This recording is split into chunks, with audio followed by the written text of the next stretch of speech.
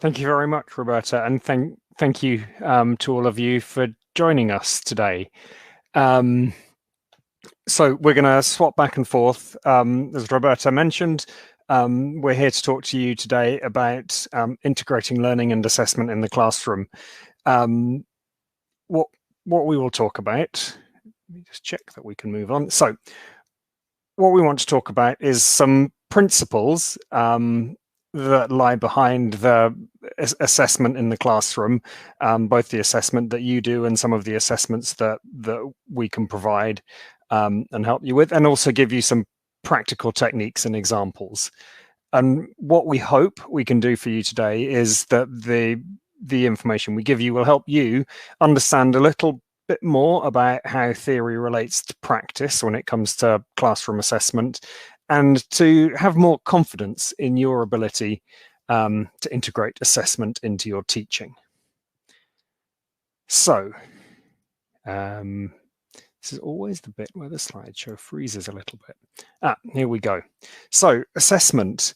At the end of the day, for me, I've worked for Cambridge Assessment English for 18 and a half years, and people get a bit frightened by assessment, and I always think, well, at the end of the day, assessment is just measurement. It's nothing to be frightened about, is it? But then actually, I've got some measuring devices there, and actually measurement can be a frightening thing. Finding out where you are, it can be helpful, it can be supportive, but it can also be quite a challenging thing for the people doing the assessing and for the people on the on the receiving end of the information.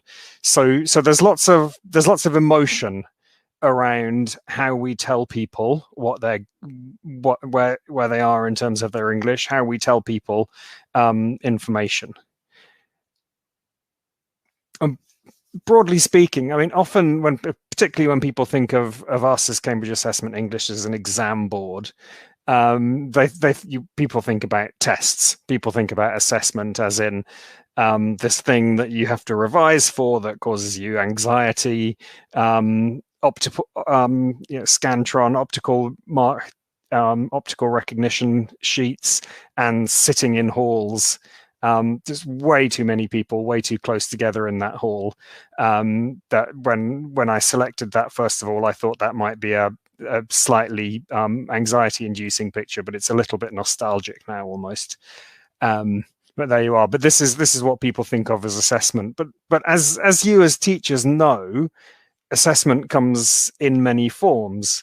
As you as teachers know, you are measuring, assessing, making judgments, making inferences about your learners all the time, in lessons, at the end of lessons, when you're doing marking in between lessons, all the time. And the picture in the middle there is it's assessment. It's chefs. They're tasting the soup. By the time they've put it out in front of the customer in the restaurant, it's too late to be tasting the soup. But that's another form of assessment, because then the customer is making their own judgment. But assessment is also about thinking about what you need to do and thinking about, okay, what's the next bit of the process? How do I adjust what I'm doing? And the last picture to me illustrates the benefits of failure, as it were. So here's this guy who's just tried to skateboard down that banister. Skateboards on the floor, but the skateboarding, things like this are great examples of the fact that success comes after thousands of attempts, and every attempt, every time you fall off, you adjust and you learn and you realize why you've done it. So the power of self-assessment and the power of using the knowledge gained from assessment to get better. So assessment comes in many shapes and sizes, and with many different bits of terminology, which can make it sometimes a little daunting. for people, because assessment for learning-oriented assessment, we talk about summative and formative assessment, but are they two completely different things? Can a summative assessment be used formative? All of these things, I think, sometimes can cause some confusion, particularly when the same term is used differently in different contexts. I guess to me, it comes back to why. Like I said, assessment is about measuring. So assessment is about getting information, hence the data that we have there in the background.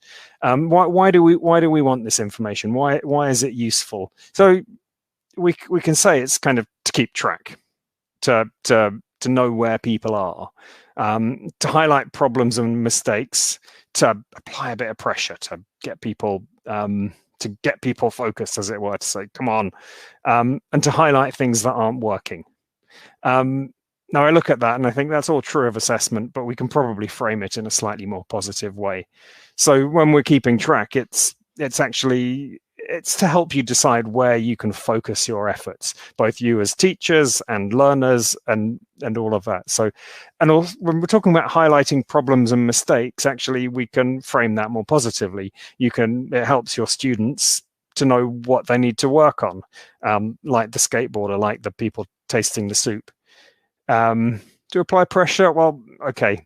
Maybe not so much. It's difficult to frame that one positively, but what we want to do is use assessment and to use the information to keep them motivated to learn, to see the progress that they've made, to see, well, oh, actually, I have learned something, and to highlight the things that aren't working. It's about, so that this is the bit about assessment as the part of feedback on the learning process. So I'm doing this thing, but this isn't quite working. So how can I use assessment to improve myself as a learner? At this point, I'm going to hand over to Ben. Thanks, Glyn. Are you able to pass over control of the slides? I don't think I can. I can't see a means of doing that. I will pay very close attention and we'll move on when you're ready to move on. Okay. And just poke me if I don't. Okay. So hi everybody. Yeah, we're in Cambridge, sunny Cambridge, and we're really disappointed that we are not in Brazil. But here we are. Really nice to talk to you. So as Glyn has been saying, there are lots of reasons why assessment is really useful. Has a lot of purposes, a lot of benefits. But how can you do assessment well as a teacher in the classroom? What can you do to improve the way you do assessment? So we've suggested that there are 7 ways that you can improve your assessment in the classroom. And we're going to go through these in detail. First of all, you need to be clear about the point, the learning point that you're assessing. Secondly, you need to check where your students are before teaching. Thirdly, you need to be able to choose the right task or activity for the assessment. Fourthly, you need to give targeted feedback. And fifthly, you need to tell them what to do next after the assessment. Sixthly, you need to be able to keep them feeling positive about learning through the assessment. And finally, you want to be able to develop their own self-assessment skills so that they can assess themselves even when you're not there. Okay, so that's what we want you to be able to do. We want you to be able to become brilliant at those 7 things. That's fine. Thanks, Glyn.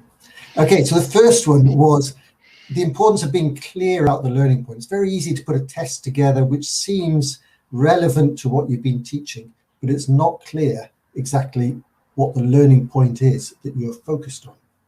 So just to get you thinking about this, I'm going to ask you to do something where you need to put your answers to my question in the chat box, in the comments. So if you can just get your typing fingers ready.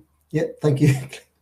Get your typing fingers ready. And so what I want you to do is to look at this particular activity here and think, if you were teaching this, what is the learning point in this exercise, in these sets of questions. I think I can think of 3. So if you can just suggest what you think the point for the students that you would want to assess in this. So I'm keeping an eye on the comments box, hoping that you're going to put some comments in. Someone's asking, is it interchange? I can't remember, actually. It might be. So what's the learning point in that? I suspect you're warming up, and so I think we'll just move. Can you click once, Glyn? Yeah. Okay. Oh, we're good. They're coming through now. Yeah, I clicked once and they all came up. Oh, they all came. Okay, great. So you've got the answers, and I can see people have got them. Umberto's got it. Question words, simple present, question structure, yeah, and routine, auxiliary verbs, etc. Or simply talking about work could be the thing. Okay, so you got it. Can you click on the next one? So here's another one. If you were using this, what would you say the learning point is?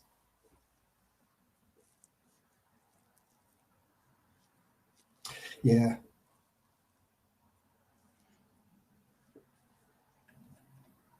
I wonder if there's a delay on the chat, Ben. Yeah, I think there's a slight delay there. Okay. So coming on to the next one. Yeah, describing where you're living, vocab for furniture. Okay, fine. I'm really happy if you put your answers in. That's great. It helps you to engage, and also sometimes it's helpful for other people as well. Okay, can you click on to the next one? So the second point was you can use assessment. You should use assessment before you're teaching, not just afterwards. And so when we're teaching, we want to focus our teaching on what they need to learn. And so assessment before teaching is really useful. I've picked out a particular activity here. I think this is from Evolve. And if you look at this, you can see at the beginning, there's a pair work activity before this reading activity. What kinds of things do you enjoy spending money on and why? Now, in this particular one, you could say the purpose of that activity is to activate the student's language on that topic. And that's true. But also as a teacher, you can use it as an opportunity to evaluate how good their language is on this topic. What are the things that they're trying to say which they just are struggling with because they don't have the vocabulary or they don't have the phrases needed to be able to say what they want to say on this topic. So it's a kind of hidden assessment that you can use to help you direct your teaching in the next part. Okay, so some of your answers are starting to come through. I've just been told that there is naturally a delay on the comments here. So I'm going to trust that you're putting in your answers, and then I'm going to move on. So Glyn, next one. Yep. So another way that you can kind of activate or get to know what people know in advance of a topic is using KwaL system. I'm not sure if this is popular in Brazil. In some countries it's more widely used. If you're going to start on a new topic, maybe it's a listening or a reading text or in the unit, one of the ways you can do is to ask the students to write down, first of all, what they know already, and then what they would like to know before they engage with the topic, and then afterwards what they actually learned. And again, it's just so you might take a topic, it might be a country that you're going to read about, another country. So what do they know about it already, etc. And it's just an opportunity for you to assess what are the things, not just the knowledge, but what are the things that they're able to express in advance of addressing that topic. Okay, next one, Glyn.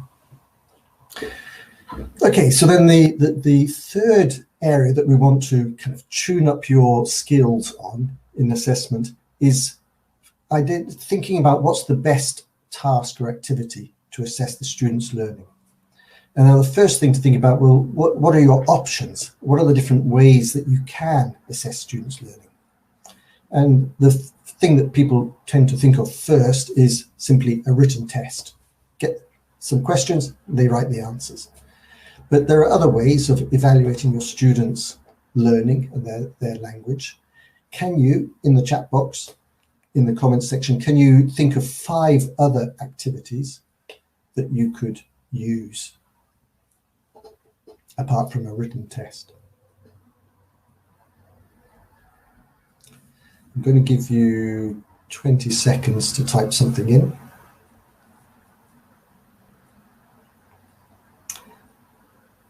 Oral test, yeah. So just speaking to them, yeah. A video recording, yeah, that's a nice one. Okay, let's move on, Glyn. So here are some things, presentations, okay? So it'll be interesting to see if your answers come through as I'm saying my suggestions. So one is traffic lights, where you just ask students, red, amber, red, yellow, green, which about how comfortable they feel about the thing that you've been teaching. So maybe it's a grammar point or area of vocabulary. Do they feel they've mastered it? Green, not sure, yellow, or if they're struggling, red. And I know that in primary schools, for example, they sometimes have red, yellow, green pieces of paper which they hold up when the teacher asks them.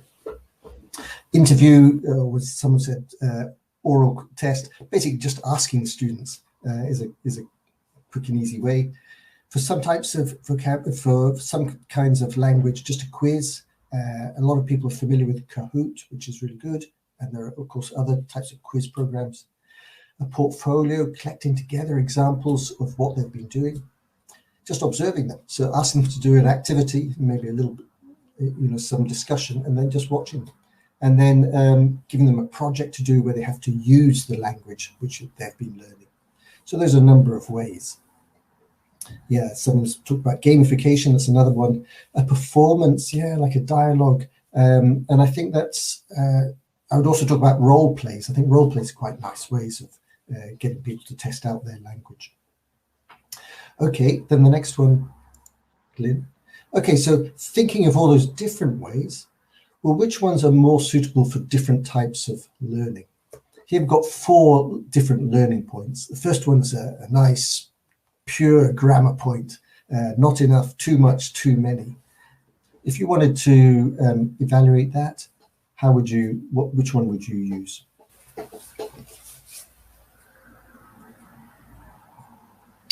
Yeah, I can see coming through the comments, the answers to the previous question, and there's some nice things like, yeah, just talking about it. That was the sense of interview, was just talk to them. And quizzes is another good quiz game. Yeah. So Luana thinks it works better than Kahoot. Okay. Okay, so if you look at these different ones, I would say for something like a grammar point, often it is a quiz. Is often an easy way of testing that. If you're actually teaching someone a more communicative thing, like asking someone about their plans for the weekend, that's the learning point. Then role plays are often quite good, or just that speaking to them, the interview type of approach. Number 3, understanding someone, giving directions, that very functional thing, I think is definitely, role plays are really nice ways of evaluating that. And then vocabulary for illnesses, I think is particularly really good for Kahoot or quizzes or any of those platforms that you might use. Okay, next one, Glyn. Okay, so then I think we're on the 4th point now, that about giving feedback. The way that you give feedback can really improve the value of the assessment you're making. So you evaluate how they're doing, but then you have to decide how to give the feedback. And there are 3 points here. The first one is that you want to balance encouragement and correction. So correction obviously is telling them what they need to improve. Encouragement is identifying the things that they've got right, because it's very easy to overwhelm students by just pointing out all the errors. They need that to improve, but they also need to keep their motivation going. Second point, Glyn, then the more specific you can be, obviously, the clearer it is, the easier it is to adapt and to learn. So very general statements are not so helpful. Next one. And then finally, to help students to correct themselves. Now we're going to look at those 3 points with a bit more detail. Yeah, so I just picked this out. This is my this is a cartoon which I like, which kind of shows that you know, if you want to improve behaviour, you have to be specific. Next one, yeah. So an example. Let's think about this. Students are doing a group activity. So you've got your students, you've organised them into a group. They're discussing which is the best place for a tourist to visit in their town. Okay, so you've got them doing that group activity. Now you as a teacher are listening to them. What's your approach going to be to giving them feedback to what you're hearing them say as they're speaking? Yeah, and Rihanna has mentioned, yes, agrees with me. That's great about not traumatizing our poor students. Okay, I think Glyn, we'll move on, and I'll hope the answers, you know, correlate with the ones I'm suggesting. So number one is this quite common technique to give delayed feedback. Don't interrupt people when they're speaking, especially when it's a communicative activity. Just collect the feedback to give at the end. Always remember to say positive things. If people are managing to communicate, that's an achievement, and you really want to, you know, to highlight that and to make people feel that they're achieving something. Next one. And yeah, I like this technique. Just you collect up some of the errors, but write some of them on the board that you've heard, some of the errors, and then ask the class together to correct them. It kind of takes away the embarrassment of correcting individuals, and it also gives them a chance to correct it themselves, which makes them feel better about themselves. Okay, so how could you give feedback for these activities?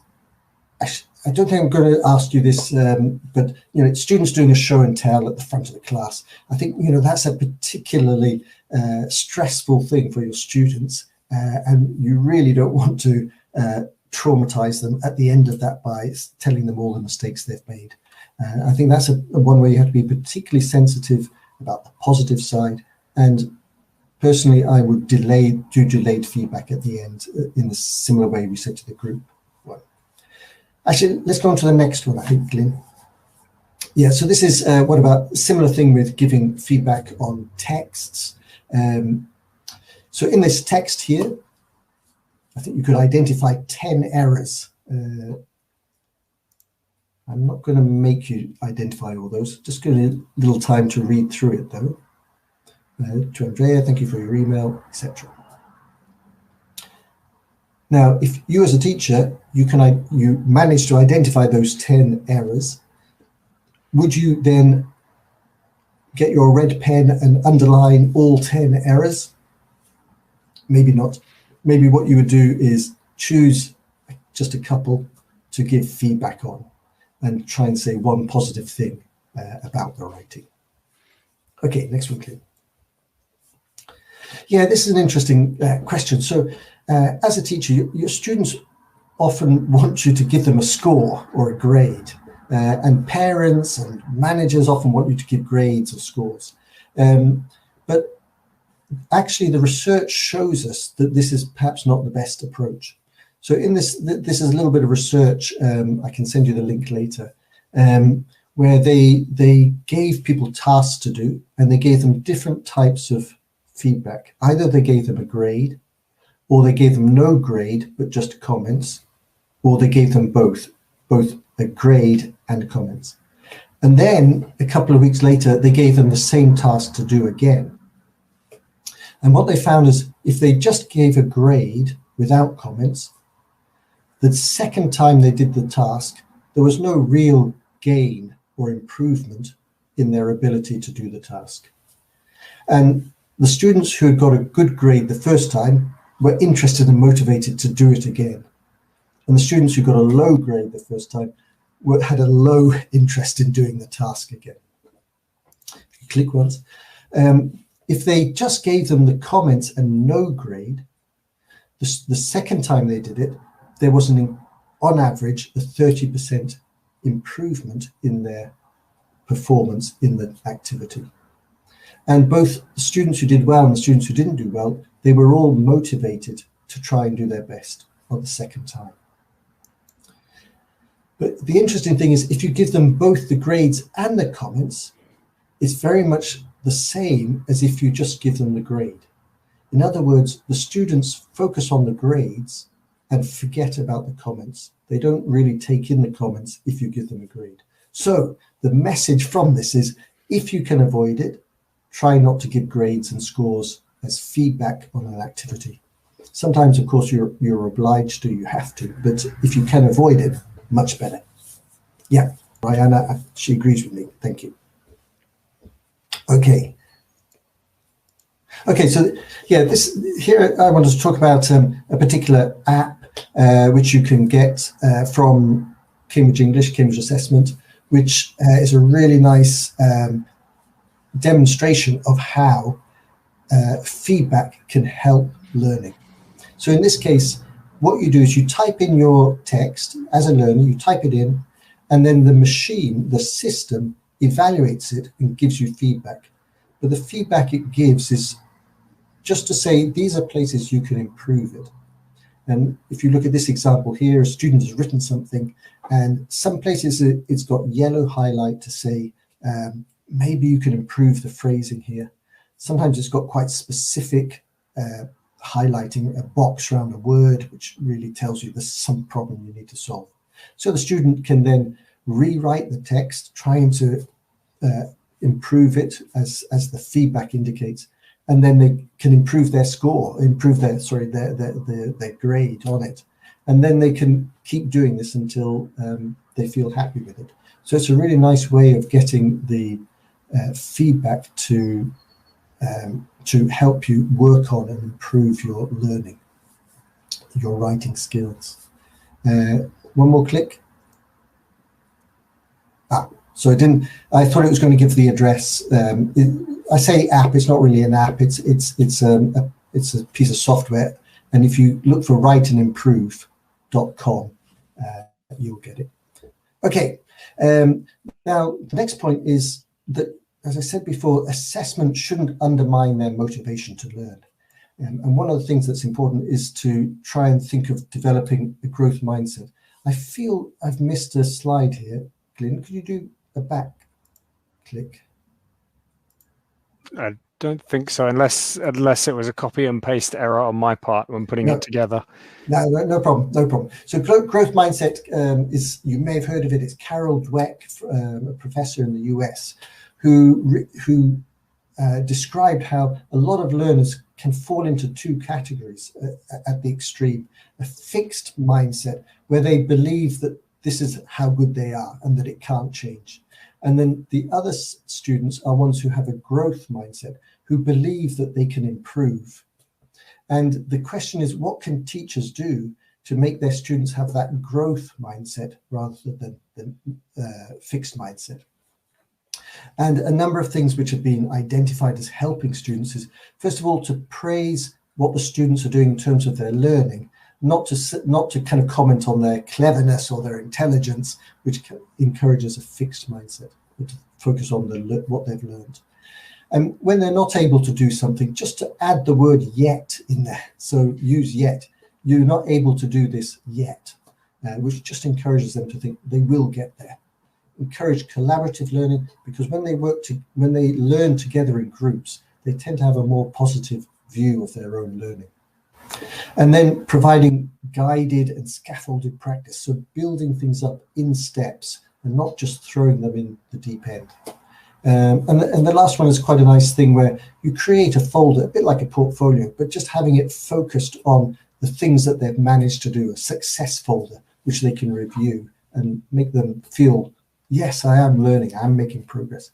I think it's very true for things like speaking, and adding recordings of them speaking at the beginning of a program and then at the end helps them to see how they're improving in a way which is very difficult in any other way.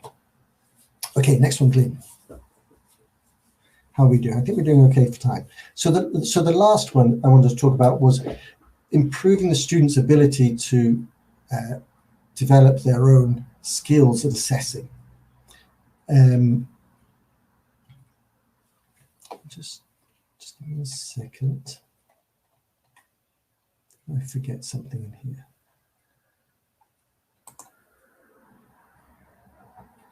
Okay, that's right. So what we want to do here is we want students not just to do what the teacher says, but to think themselves about how they are learning themselves. So we want them to reflect on their own learning. We want them to evaluate what's working or not working. And then we want them to find their own ways of extending their learning. So what can we do to help them develop that learner autonomy? Glyn, next one.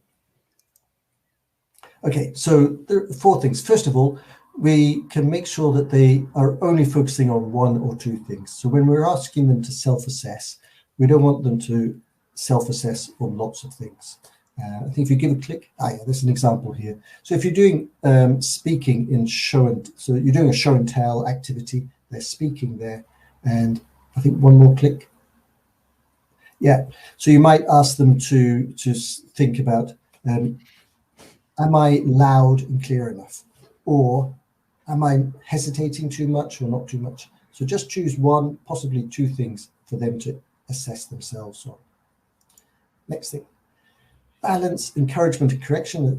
That applies very much for self-assessment as well as teacher assessment. So yeah, so if you ask them to put a comment about themselves or about one of their other students, make sure they always put a positive comment and 1 comment about correcting or improving something.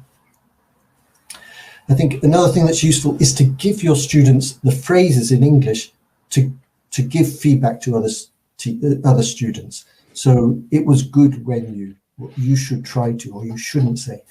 If they got those phrases, it's really training them to give feedback. It's not just, it's also practicing their English. Okay, and then the last one is to use criteria. So when they're self-assessing themselves, it's really good if you've got some criteria that they can use. This is an example here for if you're writing a story.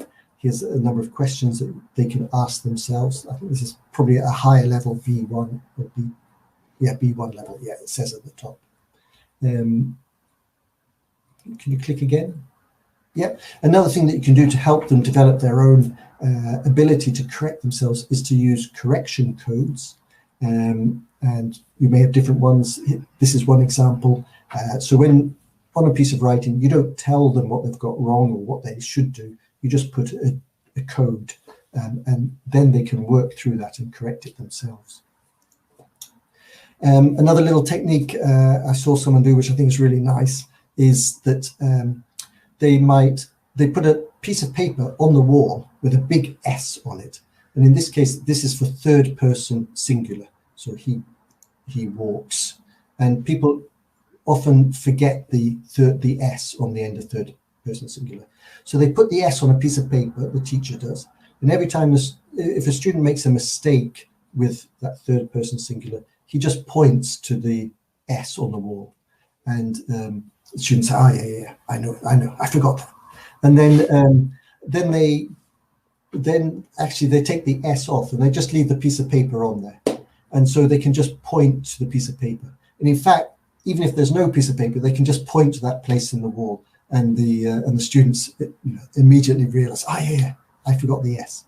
And then they can do that for other things. I think if you put another click, yeah, so it might be for pronunciation. Maybe they haven't pronounced the th clearly. So again, the teacher just put that on the wall and just point to that, and the students will start to correct themselves rather than the teacher having to correct them. And I think those are all the things. So that there are a whole lot of ideas there. That the point of saying all this, sharing this with you, is for you to think about how can you improve the assessment and the use of assessment in the classroom with your students to help their learning. So I'm going to hand back now to Glyn. Yep. Okay, so I've got a few more things to take you through. So thanks, Ben. That was interesting. It was sunny Cambridge when you started, but it got really dark in the middle of your presentation. At least here it did. Okay, so one of the things that we think about a lot is as a teacher. I mean, I remember a long time ago now, but as a teacher, you have all this information coming at you, and you're trying to sort of keep on top of where all of your learners are. How do you keep on top of all of this information? How do you manage all of this data that's coming in? Especially as often that information can just vanish in a puff of smoke. It's very temporary. I think one of the things to reassure you is that that's okay. Actually, a lot of this assessment, a lot of in-course assessment, is about enabling you to do the thing that you want to do next, or enabling your learners to do the thing that they want to do next. You don't need to, not everything needs to be sort of squirreled away as a piece of information. So it's okay to say, well, yeah, I learned this thing, I made use of the thing that I learned, and now we move on. But we do try and think, okay, how can we help? How can we help with classroom assessment, and how can we talk about different ways of keeping track? And what are the different ways you can talk about progress? And we talk about these things. We talk about competency, achievement, completion, and engagement. And they're all ways that you can tell learners, or you can find out about learners and where they are. Competency is the thing that you are familiar with from exams, and it's great because it gives as it were, a validated picture of where your learners are. It gives you that sort of stamp, as it were, of where your learners are, and it helps to have this external picture. And it's also really helpful, as I'm sure you've been talking about today, because it has an impact back on the learning. It gives people a focus of what they're trying to achieve. However, during learning, actually in-course assessment and classroom assessment, it's not always that useful. Actually using competency tests to get an idea of somebody's level doesn't help that much, because competency tests are great at saying, yes, you're at this level and this is your score, but they're not so great at saying, okay, what do you need to do to get better? What are the things that actually for you as a learner aren't so good, and for you, where do you need to concentrate? And that's just because that's not what they're designed to do. So one of the things to beware of a little bit with competency tests is they're good spaced out, but they're not great to use all of the time. They have a particular purpose that they're very good at. So we can also measure achievement. There's a couple of different ways that achievement is measured. On the left, the example you see there is from Duolingo. And on the right from Khan Academy, is basically to say, well, these are the things that we think you're going to be learning. These are the things that are part of the syllabus, and this is how well we think you've done, how well you've learned what is in the course. And it takes average scores, and it shows progress. And as machine learning comes into play, that gets better and better. But it's a very complicated picture, and it's something to be sometimes a little bit a little bit cautious about, because we all know that learners forget, and what's true one day, and just because you got that score there doesn't mean that that's what your ability really is. But it's a really helpful thing. And the one on the right from Khan Academy is kind of an interesting sort of visual breakdown of coverage of the syllabus. And I think these things are getting better and better as time progresses. The other obvious thing that learning management systems will do, and that you, I'm sure, do as a teacher, is just keep a note of what people have done. How long have they spent learning? How many activities have they done? And what score did they get? Again, really useful information, but best not to read more into it than is there. Yes, it's really helpful, and it's encouraging to see that they are getting through the work. But it's not a competency test, as it were. It's not telling you exactly where learners are. And then, of course, there's measures of engagement. and that can be really helpful. And we talk about gamification, of course, and this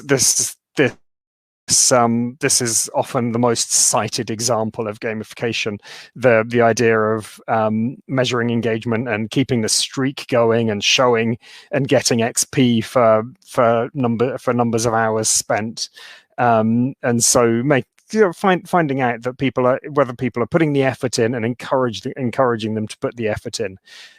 So there are different ways to keep track, and they all have different purposes. Different, but somehow combining them all is a helpful way to think about it, and just to think, okay, well, actually, different assessments tell me different things. And of course, these are all things that come up from exam boards or from technology or apps, but often the most tried and trusted method of keeping track is the good old teacher record. And there's a couple of examples here that I picked up in blogs over the last year or so, and it's easy to and these things are actually really powerful, because if you as a teacher make a record, you can look at it and it triggers all your bits of memory about why you made that record, and you know what it means. So it's authentic and it's dynamic because it's changing, and you write down what you think is important and it's meaningful to you. It's also low stakes. This doesn't go up. This isn't kept forever on a system somewhere, but it's a really useful tool. So one thing that I think I'm not sure a lot of these other things that I was showing you are ever going to replace the great tool of teachers just keeping track. I don't know whether that's good news for you or not, whether you like these things or not, but I think they're here to stay. Very quickly, because I know we're running short of time, and I think it's getting close to lunchtime for you. Another thing, Camilla loves informal records. Great. So another thing is why else do we assess? We talk a lot about assessment, and there is a cultural thing, particularly in Britain, about and there's always sort of waves in education where people think, we should spend less time on assessment and more time on learning. And assessment basically gets in the way of learning and just puts pressure on learners. And there's some truth in that if it's used inappropriately. But as we've already seen, assessment is a really, really good tool to help with teaching, to help get information that helps with teaching and learning. But on top of that,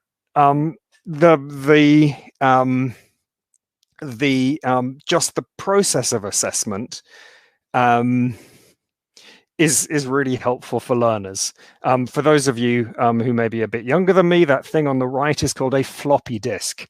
If you've never seen one before, I'm sure you can Google it. It is used for storage and retrieval. And there's a really interesting book on the science of successful learning. It's there at the bottom, Make It Stick. I don't know if you've read it. And it talks about the things that help with learning, and it talks about the role of assessment. And it talks about introducing desirable difficulty, making things hard for learners in ways that will sort of force learning to take place. And it talks about effortful retrieval, basically not just looking at something again, but trying to remember it and making it difficult. And one of the ways you make retrieval more difficult is interleaving. So learning different things one after the other, and then coming back to the thing you were doing before, rather than just focusing on one thing until you've got it right. And of course, spaced repetition, which interrupts forgetting. Which helps to cement things in long-term memory and interrupt forgetting. And the thing about all of these things, and what the research really shows, one of the things, and it's that last bullet point, is that what feels helpful to people is not always helpful. Particularly with things like interleaving. Learners can often find it and the research is quite interesting on this. Learners can find it quite counterintuitive, and they feel like, yeah, but I just want to get this right, and this isn't helping me because you keep focusing me on lots of different things. But the evidence shows that even though it feels harder, the outcomes are better. And there's evidence in academic learning and in sport and in lots of places But it's important when you're doing these things for it not to feel high stakes, for it to feel like it's a quiz, not a test. And for your learners, rather like the skateboarder who keeps falling off the stairs, that difficult is good. Difficult doesn't show you that you're not good enough and this is never going to work. Difficult shows you that you're learning, and that's the big mindset that's the growth mindset that Ben was talking about. It's the idea that no, difficult is what we want. It shows you're learning. So difficult is good. So don't write this in the chat because we probably don't have time for that. And anyway, this is a little bit of a little bit of retrieval practice for you. So we put some sentences up at the beginning. Do you remember how they ended? If you want to, write them down on a bit of paper in front of you or on your screen or in your phone. If you don't, just see if you can remember in your head, and I'll just give you 30 seconds to see if you can remember, and then I'll show you them. And this absolutely isn't a test.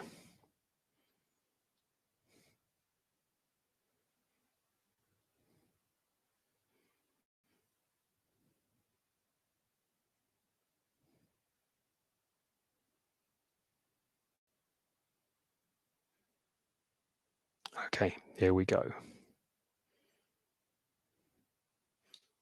So it helps you to decide where to focus your efforts. Helps your students to know what they need to work on. Keeps them motivated to learn and helps them become better learners. We'll do the same with this. These were the things that Ben put up, and I've helped you here by putting them in the same colors and in the same format. Can you finish these? Can you finish these phrases? Good assessment in the classroom is clear about, checks before, and so on. I'll give you 30 seconds just to think that through again, and then I will reveal the answers.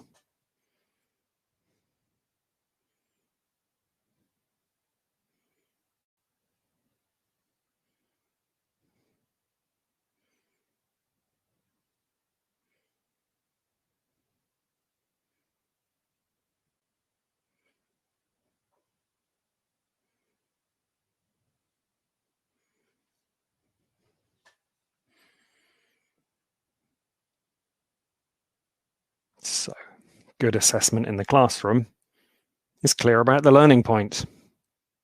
Checks where they are before teaching. Uses a suitable task or activity. Gives targeted feedback. Tells them what to do next. Keeps them feeling positive about learning. And develops self-assessment skills.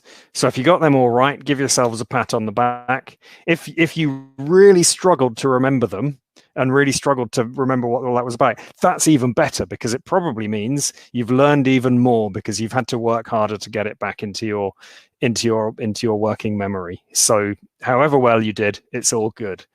And I think that's it. Time for questions. Thank you very much. Thank you, Ben and Glyn, for this brilliant presentation. As we have some sort of delay, and while questions come through, we asked them to write questions before when they were submitting for the event. So I have one question here that you might answer. How to build rubrics to assess students, rubrics? I'm not sure quite that rubrics is a tricky word, because it means different things in different places. So I know that to an American, a rubric is different. So what do you mean by rubric? Well, do you know? For sure, they mean when you are probably preparing some sort of exercise or activity that you want to assess their understanding or learning. How can you write down the question or exactly want to get from them? So criteria, yeah, criteria. I think, yeah. Ben, do you want to take that, or shall I? Well, I was just going to say, from a teacher's point of view, I think I would say one thing is just to reflect yourself. What would you expect a good answer to look like, and that's a bit of self-reflection on that. And especially if you have experience of students giving answers in the past, which things did they tend to be weak on. So that would be one thing. If you're looking more generally, so you're giving a speaking activity. Personally, I would go to Cambridge Assessment and look at their handbooks and look at the criteria that you see there, because a lot of thought has gone into those, and that's quite a good starting point if you're completely stuck.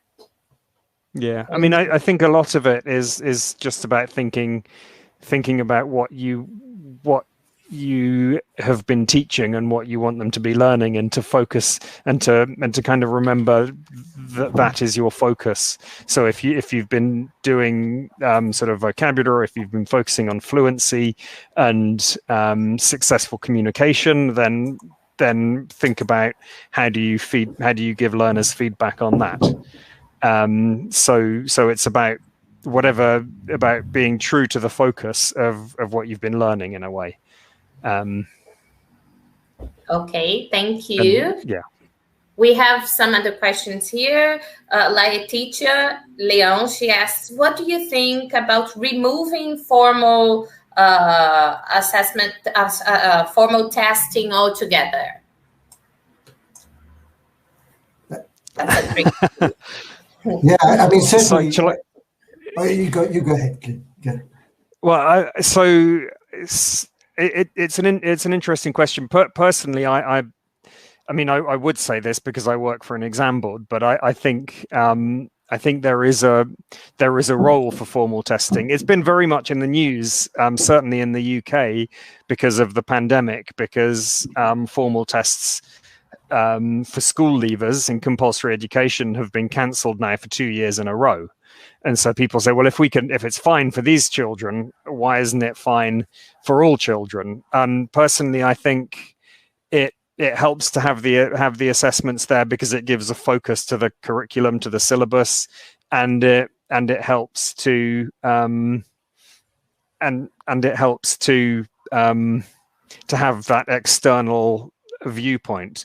I think certainly we need to think more about not putting all our eggs in one basket of formal assessment, and thinking more carefully about how we make sure that we can measure all of the things that it's not so easy to measure in formal assessment. But that's something we also take very seriously and rightly when we're thinking about things like Cambridge English qualifications, to make sure that we are covering, what we refer to as the construct. So we are trying to get a true measure of language ability. It's an imperfect, as we said, formal assessment is an imperfect thing, and it won't tell you as much as classroom assessment. But what it does tell you, I think, is helpful.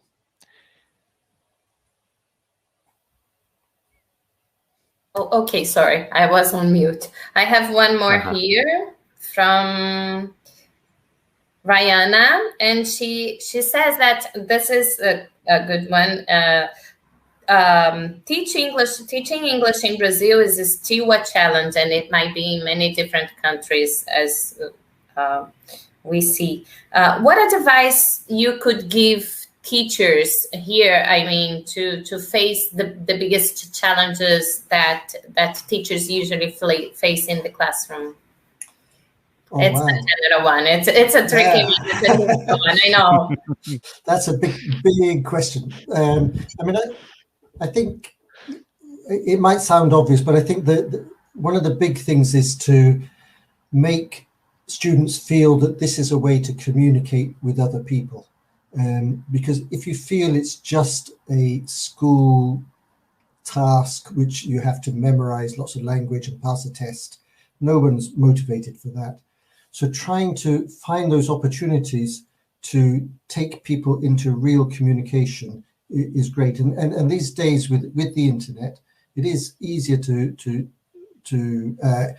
put people in situations where English is being used. So even if it's watching a film which is in English, that's putting them into an English speaking context.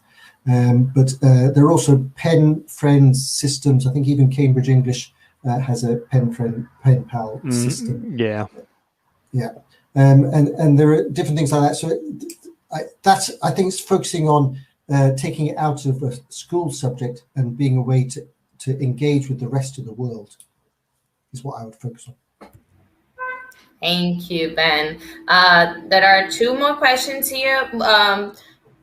Heidi, she's asks for advice about books, materials. What is a good material for us to use while preparing our students to get a B2 first certificate? Do you think you could help her with that? Is it which B2 first?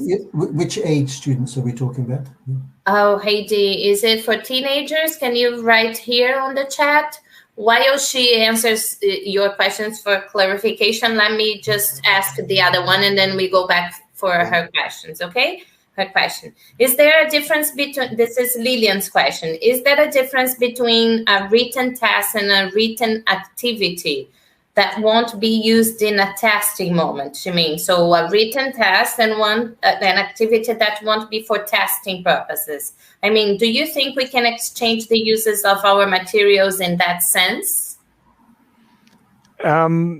So I'll leave the course book one to you, Ben, because I think that's more for you, and I'll try and answer this. I think for me, everything a learner does and everything a learner produces is something that can give you as a teacher information about where they are as a learner. So from that point of view, you can talk about it in broad terms as assessment, but that isn't necessarily the same as a test. So it's really important for me, it's just about thinking about, why am I asking somebody to do this? Is it about improving their confidence? Is it about giving them practice? Is it about, or is it about sort of finding out where they are? Or maybe is it about contributing towards a grade, and being clear with the learners before you do it, this is what it's for, and then seeing that through to the end and treating it in the same way afterwards. So if it's about practice, then don't then say, well, we're going to make a note of it and it's going to be for your grade. And it's always about encouraging learners. I think that mistakes are good. It's always about encouraging learners to push themselves and stretch themselves, because it's when they get something wrong that you as teachers can help them, as it were, and you find out more about what the next thing is they can do. So for me, it's always about making sure that you're not putting things in the way of enabling them to do that. And it's the same in anything. So I'm learning to play the piano, and my teacher always talks about practice mode and performance mode. And practice mode being, where you're focusing on all the little details and making the mistakes, and then you bring it all together into performance mode. And so it's being clear with learners: are you in practice mode or performance mode, and what do you need to do in those different modes? Okay, we did not have a response from Lillian. It's just come up now. It says young learners B2 FCE. So I think it's probably it means secondary, I guess, if it's B2 first. Yes. Yes, teens. Yeah, I mean, I can't really answer that in detail because it depends on different circumstances. And naturally, I'm going to recommend Cambridge University Press materials, and sometimes they have different titles in different countries. But if I was teaching, what I would be doing would be thinking of a general English course to build up the communication confidence and ability with the language. And I would think of a course like Think, which I think is really good for that. It develops actually their thinking skills as well as their language skills. And then I would look at a more exam-focused course for the last preparation semester, such as Compact, which there's one for first for schools in their B2 level exam. So some combination like that, but it depends how you organize your semesters as well. And you can always count on us here. We can put you in contact with people from the press to give you more information about that. Thank you, Ben. If you have time for one last question, there is a good one from Laetitia here. She says, I've shifted to skills assessment only, removing grammar and vocabulary controlled tasks. Do you think it decreases accuracy? So what was the first part of that? So removing. I've shifted to skills assessment only, removing grammar and vocabulary controlled tasks. Do you think it decreases accuracy? It's interesting. So I think again it comes back to what the tests are used for. So I think in when you're in the classroom and you're doing assessment, what you want to do in a progress test is answer the question, have they learned the thing that we're teaching? So then you will focus on grammar and vocabulary. In for example, a competency test, there is less of a focus on that. In Cambridge English qualifications, as you will know, there is a use of English component and a use of English score. Now that is there because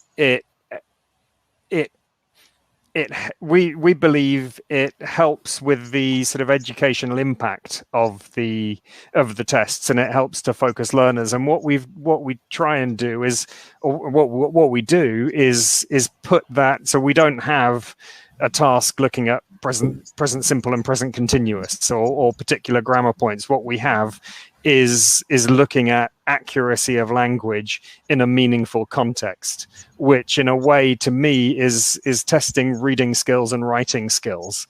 So it's trying to put it into a meaningful context, and I think that works in a competency test. And as somebody who spent many years teaching Cambridge exams, I think it's really valuable for that. But again, I think that is very different from what you would do in a classroom, which is where you're focused on where tasks where you are comparing present simple to present continuous are really useful because they help with that direct learning point. Thank you. Thank you so much, Ben and Glyn. We have other questions, but we are running out of time, unfortunately. And people, I would like to thank everyone for participating and engaging so much with this presentation. It was a great pleasure to have you here. Thank you so much. Thank you one more time. And everyone, I think that we covered most of the questions, but if there is anything that we can help you with, please email me or Alberto or Colégio Farroupilha, and we will be more than happy to help you all, okay? Thank you once again. And thank you. Alessandra, your question, we can come back next year and spend the whole hour talking about that. But thank you all very much, and thank you. It's true. We would like to be here for another 2-3 hours, but we have to come to an end. Thank you so much once more. Thank you very much, and thank you for listening, everyone. Bye-bye.